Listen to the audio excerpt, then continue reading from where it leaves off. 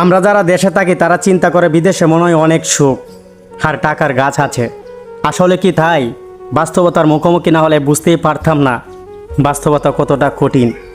আমরা অনেকের কাছ থেকে শুনি প্রবাস জীবনের গল্প। সেই গল্পগুলো কি আদৌ বিশ্বাস হয়? বিশ্বাস করি না, কেননা আমরা তো আর বাস্তবে দেখি না। বাস্তব আর কল্পনাতে অনেক পার্থক্য। কল্পনা কল্পনার মতোই থাকে আর বাস্তব বাস্তবের মতোই চলতে থাকে। আমি মালয়েশিয়ায় থাকি প্রায় 2 বছর হলো। 4 লাখ টাকা খরচ করে আসলাম। বাবার বয়স হয়ে গেছে, এখন আর আগের মতো কাজ করতে পারেন না। নিজের কাছেই খারাপ লাগে যখন শুনি বাবা এখনও কাজ করে। সরি বাবা, এখনও তোমার কষ্টটা দূর করতে পারলাম না। সরি বাবা, আমাকে ক্ষমা করে দিও। এই প্রবাসে না আসলে বুঝতেই পারতাম না কষ্ট কাকে বলে। হয়তো বা বুঝতেই পারতাম না তুমি কতটা কষ্ট করেছো আমাদের মানুষ করার জন্য। সরি বাবা। এখানে আসার পর বুঝতে পারলাম টাকা ইনকাম করা কতটা কষ্ট, জীবনের মানেটা আসলে কি। হয়তো বা সেটা অজানাই থেকে যেত এই প্রবাসে না আসলে। এখানে এসে দেখলাম মানুষ কতটা কষ্ট করে। মানুষ অল্প বেতনের জন্য রাস্তায় রাস্তায় ময়লা পরিষ্কার করে, তাও আবার 12 ঘন্টা। কেউ কেউ আবার 15 ঘন্টাও কাজ করে। তারপরেও কিন্তু তারা থেমেনি, বেঁচে আছে তাদের পরিবারের জন্য। সে জানে না যে যদি থেমে যায় তাহলে তার পরিবারও থেমে যাবে, কারণ তার দ্বারাই তার পরিবার চলে। সে যদি থেমে যায় তাহলে তার পরিবার না খেয়ে থাকবে। এটাই মনে হয় দুনিয়ার এক অদ্ভুত নিয়ম। এটাই মনে হয় মধ্যবিত্ত। একজনের খামাই দিয়ে 8-10 জনের খাবার জোটাতে হয়। নিজে 2 টাকা খরচ না করে প্রয়োজন ছাড়া 3 বেলা খাবার খরচ আর বাকি খরচগুলো চালাই।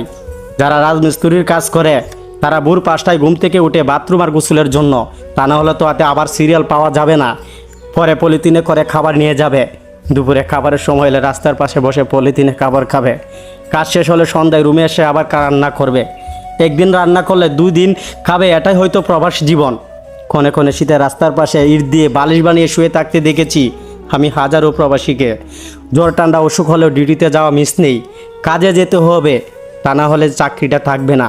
দেশ থেকে ফোন করে বলে আমার ওঠা লাগবে, এটা লাগবে। তারা কখনো বোঝার চেষ্টা করে না হাতে টাকা আছে কি না, পরিস্থিতিটা বোঝার চেষ্টা করে না। আসলে কি করে টাকা ইনকাম করে তাও তারা কোনোদিন বুঝতে পারলো না। আর আমরা প্রবাসীরা তাও বুঝতেও দেই না। আজকে আমি বাস্তবতার মুখোমুখি হয়েছি বলে বাস্তব জীবনটা বুঝতে পেরেছি। আসলে বই মানুষকে যতটা শিক্ষা দেয়, 10 বছর পড়াশোনা করে যা শিখেছিলাম 2 বছর প্রবাসে থাকার পর তার থেকে অনেক বেশি শিখলাম। আসলে প্রবাসে না আসলে হয়তো বুঝতেই পারতাম না কে আপন কে ফর, কে বিনা স্বার্থে ভালোবাসতো আর কে স্বার্থের কারণে ভালোবাসতো। প্রবাসে আসার পর খুব কাছের মানুষগুলোকে আমি পাল্টে যেতে দেখেছি। কলিজার টুকরো চিরচেনা মুখগুলো আমি ধীরে ধীরে অচেনা হতে দেখেছি। প্রয়োজন ছাড়া কেউ কল বা মেসেজ করে না, সবাই নিজের স্বার্থটা খুঁজে। যখন দরকার হয় তখন 1000বার কল করে, যখন দরকারটা ফুরিয়ে যায় তখন এই প্রবাসীটাকে ভুলে যায়। যাই হোক, আল্লাহর কাছে লাখ লাখ শুক্রিয়া। আল্লাহ আমাদের ভালো রাখুক দেশের মানুষগুলোকে। যদি ভিডিওটি ভালো লাগে তাহলে অবশ্যই আপনার বন্ধুদের কাছে শেয়ার করে দিবেন। ভালো থাকবেন।